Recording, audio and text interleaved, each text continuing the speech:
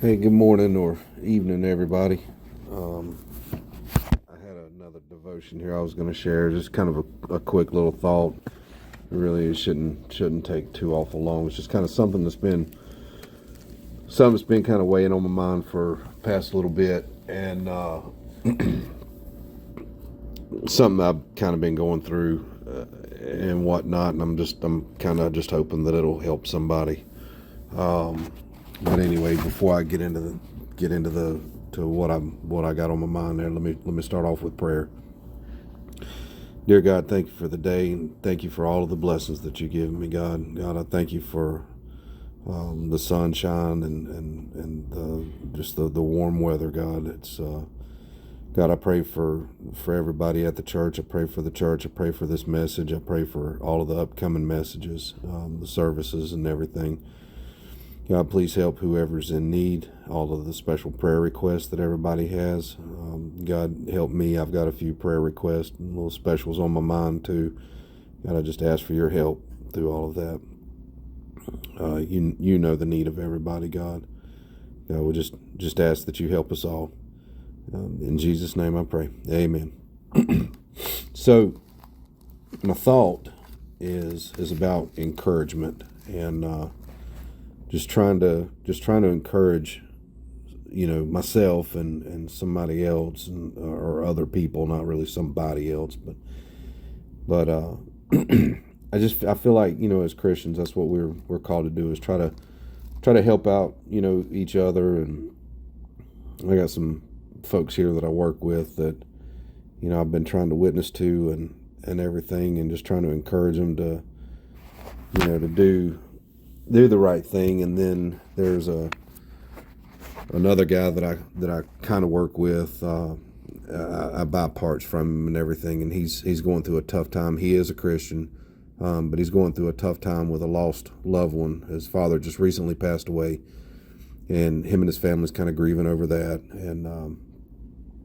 And so anyway, it's just kind of about some encouragement. Galatians and First Corinthians is where the two verses are that really kind of stand out to me. Galatians is chapter 6, verse 9. Chapter 6, verse 9 in Galatians, the Bible says, "And let us not be weary in well doing, for in due season we shall reap, if we faint not." And in First Corinthians, chapter 15, verse 58, 15, verse 58, Bible says, "Therefore, my beloved brethren, be ye steadfast, unmovable, always abounding in the work of the Lord, for as much as ye know that your labor is not in vain in the Lord." So, my thought on all of this is just kind of this right here is, sometimes the life of a Christian is hard, and it has many twists and turns, and sometimes things change.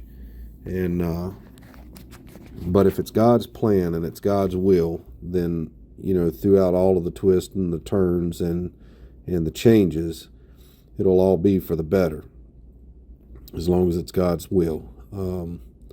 Sometimes it's hard to trust God, especially for me, because we can't see what God can. We don't know what God knows, and all we can do is trust in him, because he knows the future and we don't.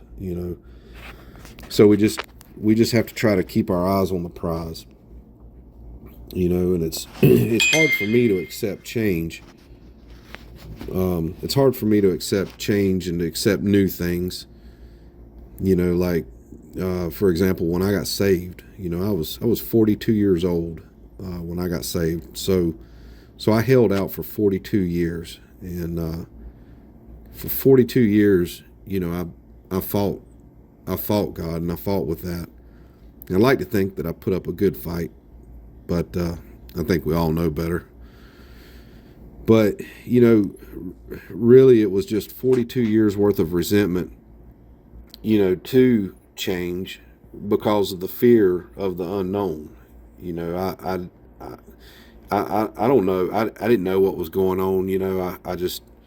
I just knew that God was speaking to me, and I knew there was a problem, and I knew I needed to get it straightened out. And but I didn't know what the future held, and so there was a lot of fear, for that, for what the future holds. And